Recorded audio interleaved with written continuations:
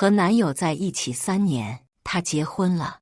我去婚礼上控诉他的渣男行径，却被他和新娘轮番羞辱。300万换你的3年，够不够？别太把自己当回事，离开我你什么都不是。人还是要有自知之明，他早就不爱你了，何必自讨没趣呢？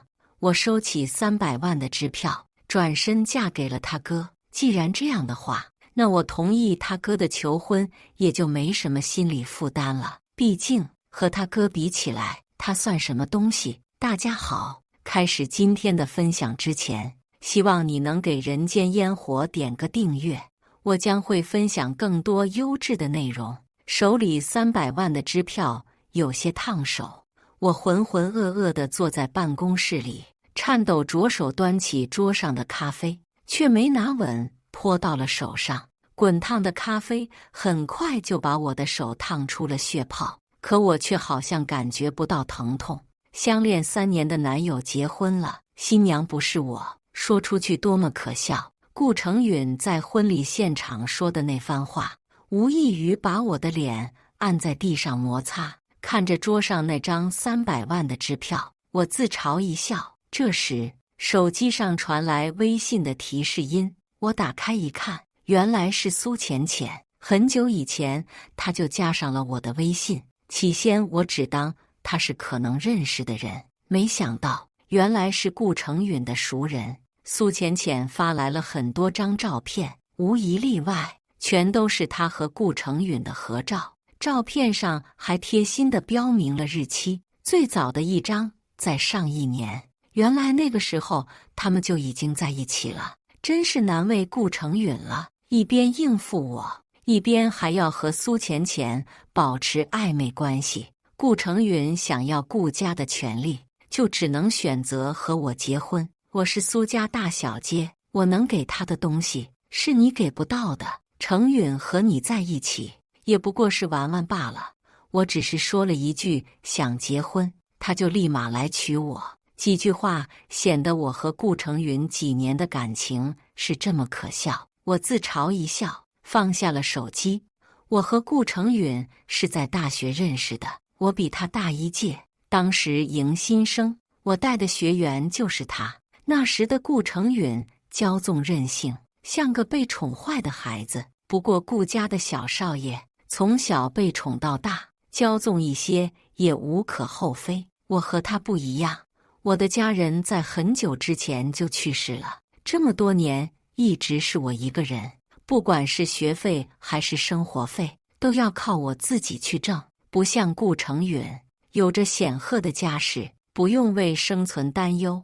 我从来没想过有一天会和顾成允这种公子哥产生交集，直到那天学校演讲，轮到我上台演讲时，一直随身携带的稿子竟然不见了。我急得团团转，台下坐的都是学校的导师，甚至还有公司派出的代表来学校选拔人才的。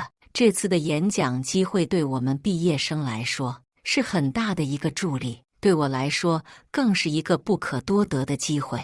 可是这么重要的稿子偏偏让我弄丢了。当时没有一个人帮我，毕竟少一个人就能少一个对手，大家都在看好戏，等着看我的笑话。就在我惊慌失措，甚至准备硬着头皮上台演讲的时候，顾成允出现了。他好像救世主一般，拎着偷我稿子的人，把他扔到我跟前。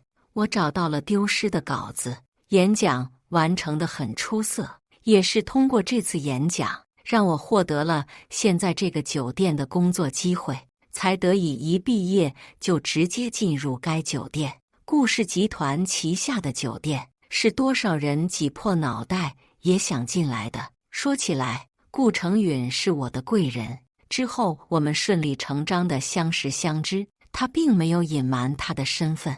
最开始我并没有打算和他在一起，毕竟我知道我们之间的差距。可是在我拒绝之后，顾成允仍然每天来教室找我，给我带早餐带鲜花，恨不得让所有人知道他喜欢我。我从未被人如此明目张胆地爱过，所以一时迷了心智，甚至做起了和他结婚的美梦。毕业后，我们搬到了一起，可他从未带我见过家长。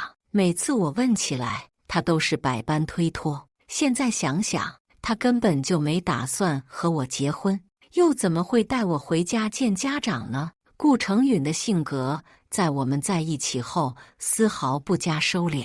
每天我忙完工作回家还要哄他。顾成允年纪小又任性，喜欢和身边的狐朋狗友彻夜在酒吧待着。我劝过几次之后，他便不耐烦。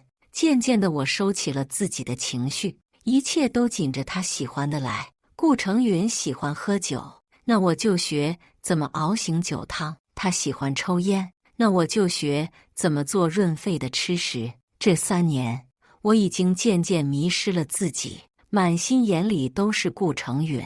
可我都做到了这个份上，他还是娶了别人，我放弃了。一块石头怎么能捂暖？它本身就是冰凉的，就算捂再长时间也是凉的。我拿走了他给我的300万支票，算是这些年伺候他的钱。毕竟做保姆都要工资，我总不能平白浪费3年的青春在这个渣男身上吧。再次见到顾成允时，他喝得醉醺醺的，看着他跌跌撞撞地走进酒店大厅，我下意识地伸出手扶住他，却被他身边的女人狠狠地推开。这时我才注意到跟在他身边的苏浅浅，看着被甩开的手，我尴尬的手脚不知道往哪放。楚小姐，这是什么意思？他是我丈夫，你干嘛动手动脚的？快去给我们开一间房。顾成允和苏浅浅不知道从哪里过来的，两人身上都是酒味，顾成允更是醉得不省人事。我收起心中的情绪，不再插手两人之间的事。可是没想到，就在我转身离开时，顾成允抓住了我的手腕。青怡，别走！苏浅浅气急败坏地走过来，硬生生地把顾成允的手拽下来。我的肌肤本就白皙，被这2个人拉扯，很快就红了一片。楚青怡，你要不要脸？他是我老公，勾引有妇之夫，你是不是觉得很有面子啊？你们早就结束了。程允说了，他早就不喜欢你了，这些年跟你在一起早就厌烦了，而且我们已经结婚，领了结婚证，是被法律认可的。你这样是在破坏我们的家庭。我麻木地听着苏浅浅对我的控诉，哪怕一开始是顾成允招惹的我。你们大家都来看看，这就是酒店的经理，大庭广众之下就敢勾引别人老公，大家可得看好自己男朋友，别被他勾引走了。此时大厅里人很多，苏浅浅指着我的鼻子，出声羞辱。我无助地解释着，脸色变得惨白。可是没一个人相信我的话，他们的话好像一把尖刀，直直地插进我的心口。我把求助的视线落在顾成允身上，希望他能为我解释。我没有勾引他，可他只是低着头，良久才抬起来，看向我的眼神充满冷漠。楚青怡，我已经结婚了，我很爱我的妻子，麻烦你以后和我保持距离。他说的没错，你古板无趣，跟你在一起一点意思都没有。顾成允的这番话彻底把我钉在了耻辱柱上，我成了他们口中勾引别人老公的贱人。真贱啊！人家夫妻俩感情那么好，他为什么要插上一脚？好恶心！长得挺漂亮的小姑娘，怎么干这种插足别人感情的事？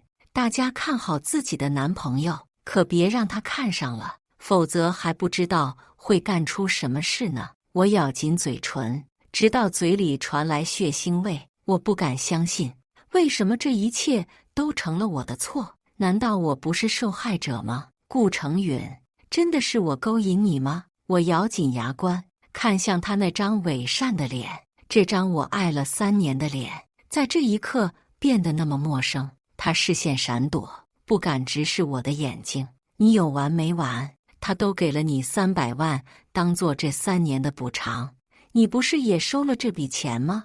你当初和他在一起，不就是为了他的钱吗？现在装什么清高呢？还是说这300万不能满足你，你还想要更多？楚清怡，人要有自知之明，开口之前先想想自己配不配。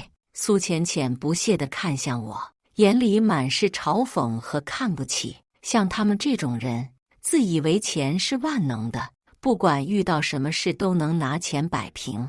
可我和顾成允在一起这么久，从来没要过他的钱。别跟他废话了，我已经开好房间，是间大床房哦。我的双拳紧握，脊背绷得直直的，指甲深深地嵌入肉里。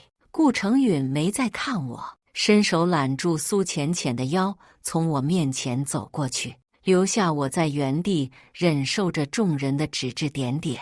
这3年的真心，终究是为了狗。对了，楚清怡，一会记得给我们送晚饭上来。苏浅浅回头挑衅地朝我笑笑。这家酒店是顾氏旗下的，就算送晚饭不在我的工作范围，我也没有拒绝的权利。我端着晚饭去了他们所在的房间，先是敲敲门，没人应答，我才拿着房卡进去。房间里拉着窗帘，黑漆漆的，地上都是随意扔弃的衣服。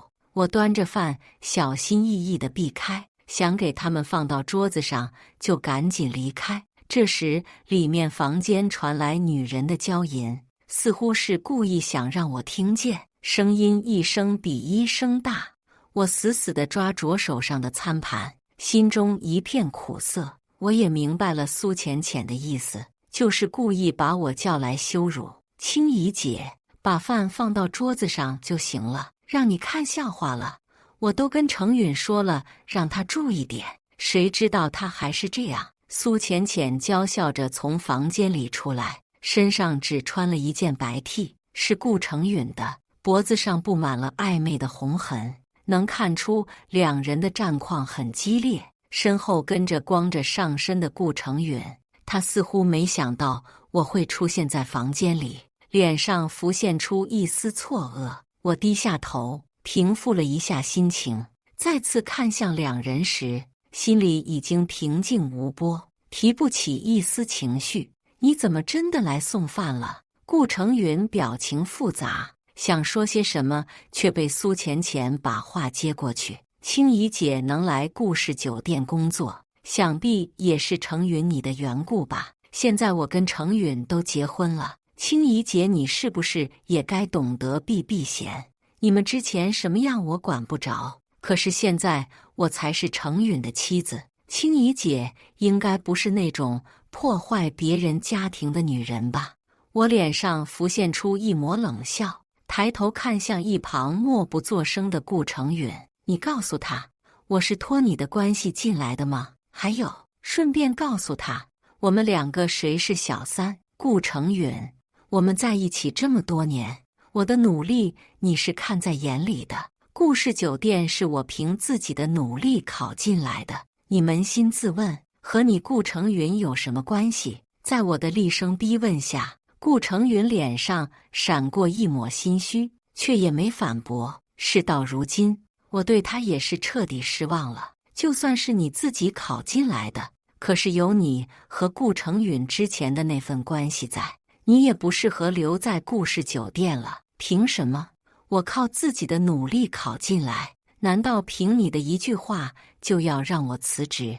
我不禁握紧拳头，看向苏浅浅的眼神满是愤怒。现在这个位置是我一步步爬上来的，怎么可能说放弃就放弃？程允，你说呢？苏浅浅笑着依偎在顾成允怀里，得意地看着我，似乎料定他不会拒绝。果然，顾成允听到苏浅浅的话后，连思索都没有，就直接同意了。浅浅说得对，从明天开始你就别来这里上班了。这有不少人知道我们两个之前的关系，你也该避嫌。那一刻，浑身的血液好像都冲到了头顶，我脸色煞白，不敢置信。苏浅浅不知道就算了，难道顾成允不知道我为了这份工作有多努力吗？现在轻飘飘的一句话就推翻了我之前做过的所有努力。我倒是不知道，我的酒店什么时候轮到你来做主了？门口突然传来一个暗哑的男声，我顺着声音看过去，一位身着合体西装的男人，身高看起来有1.9米，站在面前总有一股压迫感。男人生得很好，剑眉星目，鼻梁高耸，看起来不容易接近。哥，你怎么在这？顾成允诧异的声音从身后传来，原来是顾家大少爷顾思涵。原来顾成允倒是提起过这个哥哥，年少有为，年纪轻轻就继承了顾家绝大多数的企业。顾成允对于这个哥哥是敬佩加嫉妒的。珠玉在前，人人都称赞顾思涵，便鲜少有人关注顾成允。只是没想到，这家酒店的管理者竟然是顾思涵。听你的意思，我酒店里的员工还要听你的安排了。顾思涵步步逼近，将我护在身后，和顾成允面对面对峙。我原本以为顾成允已经很高了，可是站在顾思涵面前，竟然还要矮上半头。哥，她是我前女友，现在我和浅浅结婚了，她继续留在这会有人说闲话的。顾成允试图解释，话还没说完就被打断。那怎么了？我有没有跟你说过，干好你该干的事，轮不到你的事别插手。这家酒店是我名下的产业，你管的有点太多了。明明是淡淡的语气，说出的话却让人无端感到害怕。我诧异地抬头看去，不知道这个男人为什么会帮我说话。察觉到我的视线，顾思涵只是淡淡地看了我一眼，随即便抓起我的手腕，将我带出房间，留下满脸难看的顾成允和苏浅浅两人。顾总，这是什么意思？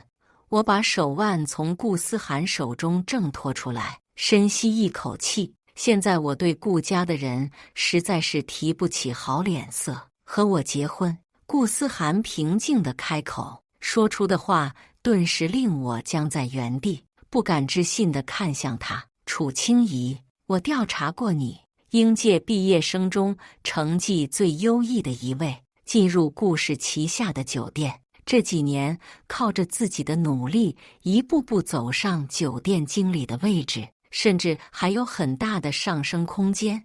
你知道顾成允为什么和苏浅浅结婚吗？父亲岁数大了，将来谁继承顾家的产业，就变成一个棘手的难题。顾成允看上了苏浅浅的家世，想靠苏家的支持将顾家拿到手。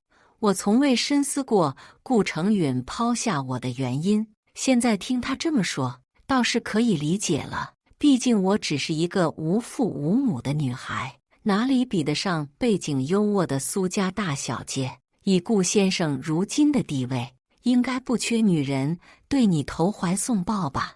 为什么要找我这个无权无势的女人结婚？我怀疑地打量了一眼顾思涵，对他这番话心存疑虑。顾成允靠女人上位，犯了老爷子的大忌，而你是个有实力有头脑的女人，也是个不错的结婚对象。论地位，我是顾家长子，在顾家说一不二。论财力，我手中握着顾氏集团45%的股份。最重要的是，我洁身自好，从未传出过任何桃色绯闻。顾思涵看着我的眼睛，语气认真，黑鸦般的睫毛垂下来一片阴影。我沉默了，他并没有催我回答，而是静静地看着我的反应。良久，我握紧拳头，猛地抬起头。我答应你，既然顾成允可以背叛我，那我为什么不能再去寻找自己的爱情？没道理让我站在原地等他。看着镜子里的女人，我感慨地抚上自己莹白的脸颊。女人面容姣好，妆容得体，身上穿着华丽的婚纱，只是眼中暗含忧愁。我本以为自己会嫁给顾成允的，现在竟然变成嫁给他哥哥，真是造化弄人。准备好了吗？男人高大的身影出现在镜子里，阴影将我笼罩在其中。顾思涵眼里闪过一抹惊艳，随即便牵住我的手，缓缓朝外走去。结婚典礼很盛大，顾成允的那场婚礼现在看起来简直是上不了台面。或许是顾思涵常年混迹商圈的缘故，现场来了很多只在新闻上见过的人，全都是事业有家的上流人物。他们对顾思涵的态度很是恭敬，看着游走在人群中游刃有余的顾思涵，我心中有种说不上来的感觉。楚清怡，你什么意思？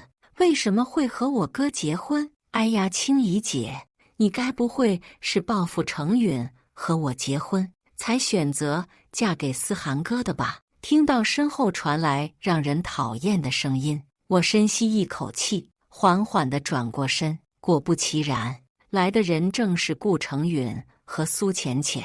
也难怪，顾思涵是他哥哥，他理应参加他的婚礼。顾成允脸色难看，看着我的眼睛好像要喷出火来。楚清怡，你是不是记恨我没娶你？我不是给了你300万吗？这300万还不够买断我们3年的感情吗？你对我的事业起不到一点帮衬作用。和你在一起这3年，我对你也算仁至义尽。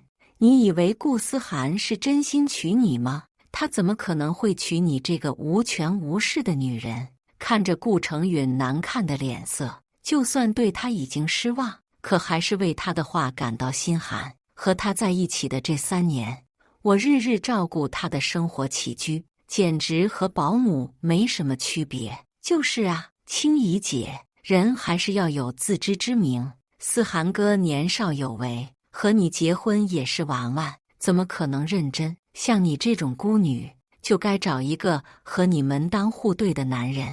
你是融不进我们这个圈子的，还是说你真是看上了顾家的家产，不择手段的想嫁进顾家？从程允这行不通，就把主意打到了思涵哥身上。苏浅浅脸上挂笑，眼神中是明晃晃的恶意。我嫁给谁，跟你们2个有什么关系？你们是站在什么立场来说我？那张300万的支票，就当是这些年照顾你的报酬。我和你早就没关系了。看着面前这张熟悉的脸，我淡淡开口。听到我决绝的话，顾成允脸上划过一抹慌张，张嘴还想再说什么，却被一道男声打断。你们既然是来参加我和清怡的婚礼，那就摆正自己的姿态。她现在是我的妻子。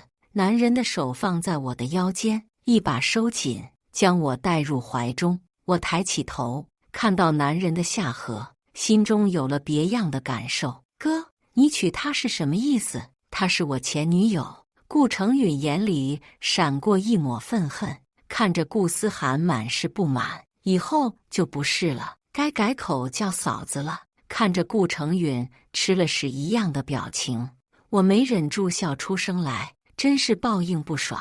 顾成允和顾思涵并不是亲兄弟，而是同父异母的兄弟。顾思涵是顾老爷子原配妻子所生，而顾成允则是续弦所生的儿子。顾思涵的妈妈离世后，将名下所有的股份全都转给了他。我从他口中得知，顾思涵的妈妈是唐家唯一的女儿，备受宠爱。离世前曾立下遗言，唐家的产业及顾家的股份全都留给了顾思涵。而顾思涵的父亲在他离世后，娶了一个小门小户的女人做续弦，原本没打算再生孩子，可是这个女人背地里使了手段，这才生下顾成允。他虽心里不舒服，可到底是自己的孩子，就这么养着了。但是在他心里，最重要的还是原配妻子所生的顾思涵。这2年，顾思涵和顾成允年纪渐长，顾家公司的归属就成了问题。顾思涵在公司待得久，公司上下对他都是心悦诚服，所以顾成允才想到娶苏家女儿。得到苏家助力的办法。原本顾思涵和顾成允都住在顾家老宅，但是现在他们都结婚了，还住在那里，倒是有些说不下去。好在他们在外面都有各自的房产，我便陪着顾思涵回老宅收拾东西，准备搬出去住。没成想在老宅碰到了顾成允和苏浅浅两人。你们这是要去哪？顾成允脸色难看，挡在我和顾思涵面前。我不耐烦地伸手将他挥开，冷冷地看了他一眼。结婚了，自然是要搬出去住。你问的什么傻逼问题？顾思涵还在屋子里收拾东西，所以现在外面只有我们三个。从顾成允开口跟我说话的时候，苏浅浅的脸色就变得不好看。听到我的话后，更是直接开口嘲讽，这有了靠山就是不一样，就连说话都有底气了。青怡姐，几天没见，漂亮了不少，这有钱就是好啊，这么几天的时间就能让人脱胎换骨。不过可惜命不好，还真没办法解决。你都跟思涵哥结婚这么久了，怎么这肚子还没动静呢？苏浅浅一边说着，一边伸手抚上自己的小腹，脸上满是得瑟。我可是已经怀上程允的孩子了，已经3个月大了。青怡姐，你可得抓把劲了，生个孩子才能在顾家站稳脚跟啊！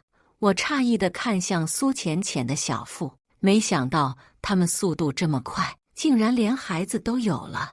而顾成允在苏浅浅说完自己怀孕后，紧张地看了我一眼，我不由得有些好笑。这有什么可紧张的？苏浅浅，我真好奇，你有什么资本在我面前炫耀？是炫耀自己抢了我的男人，当小三就这么让你高兴？一而再再而三的在我面前炫耀一个随时能被抢走的垃圾，真搞不懂有什么值得你炫耀的。我没好气的白了一眼顾成允，只觉得自己当初真是眼瞎，怎么会看上这么个东西？听到我的话，顾成允的脸色变得惨白，嘴唇嗫如着想说些什么，却被我毫不留情地打断。就像你们之前说的，已经给了我300万，当做我们3年的买断。从今以后，我和你再无关系。哦，不对，还是有关系的。你们2个都应该叫我一声嫂子。我戏谑地看了一眼两人，无视他们难看的脸色，转身便要离开，却被顾成允一把抓住手腕。我眉头紧皱，不耐烦地回头看去，看在我们相恋一场的份上，我好心提醒你，顾思涵根本就不是真心想和你结婚，不过是和你玩玩的。青怡，你别被他骗了。我一把甩开顾成允抓着我的手，他的脸色变得惨白，瞳孔颤抖，还想再说些什么，却被我厉声打断。你注意分寸，我是你嫂子。这时，一道苍老的声音在我们身后响起。听到声音的那一刻，顾成允的脸色彻底白了下去。顾成允，你干什么呢？是顾家老爷子，他们的父亲。爸，我只是想跟青怡，不，跟嫂子有话说。我早就从顾思涵口中得知，老爷子最注重的就是规矩。顾成允为了权势娶了苏浅浅，本就让他心生不满，现在大庭广众之下和自己嫂子拉拉扯扯，更是让他厌恶。青怡是你嫂子，你妻子还在旁边看着呢，你就做出这种事，赶紧从家里滚出去，别在我跟前碍眼。老爷子年纪大了，头发已经花白，可是一双眼睛透露着锐利的光，令人心生敬畏。顾成允和苏浅浅似乎很怕他，连多说一句话都不敢，点头哈腰地退出去了。我不想在这时候触眉头，点点头，也准备离开，却被老爷子出声叫住。我不管你和程允以前是什么关系，既然现在和思涵结婚了，那你们就好好的。我岁数大了，眼里见不得脏东西。我垂下眼眸，知道他这是在警告我，这时腰间突然被一双温热的大手揽住。父亲，青姨和程允之间什么关系都没有，她现在是我的妻子，你别吓到她。听着他维护我的话，不知为何我的眼眶有些湿润。见顾思涵如此说，老爷子也不再多说什么，摆摆手离开了。老爷子上了岁数，身体一日不如一日，顾氏公司的归属问题就成了现在最棘手的难题。这些年，顾氏在老爷子和顾思涵的带领下蒸蒸日上，老爷子也是更中意把公司留给顾思涵。虽说顾成允这些年从未做出过什么成就，可手心手背都是肉，他做不到对小儿子撒手不管，急火攻心。老爷子竟然直接进了医院。收到老爷子住院的消息时，我正在公司和顾思涵对账目。等我们赶到的时候，顾成允两人已经到了。爸，你立遗嘱了没？现在立也行，我带纸笔了。咱家这么多家产，你是想给我哥还是给我呀？你别忘了，这些年可都是我在膝下照顾你，你可不能厚此薄彼呀。床上的老爷子已经气得胸膛剧烈起伏，顾成允还不管不顾地说着，一边说一边把笔往老爷子攥成拳的手里塞。看到这一幕，顾思涵一脚踢开了病房的门，冲上去就抓住顾成允的衣领。在苏浅浅的尖叫声中，几个拳头已经落在顾成允脸上。你打成允干什么？快点放开！爸，你快管管他！可此时的老爷子已经对顾成允失望透顶，见到这一幕也只是闭上眼睛。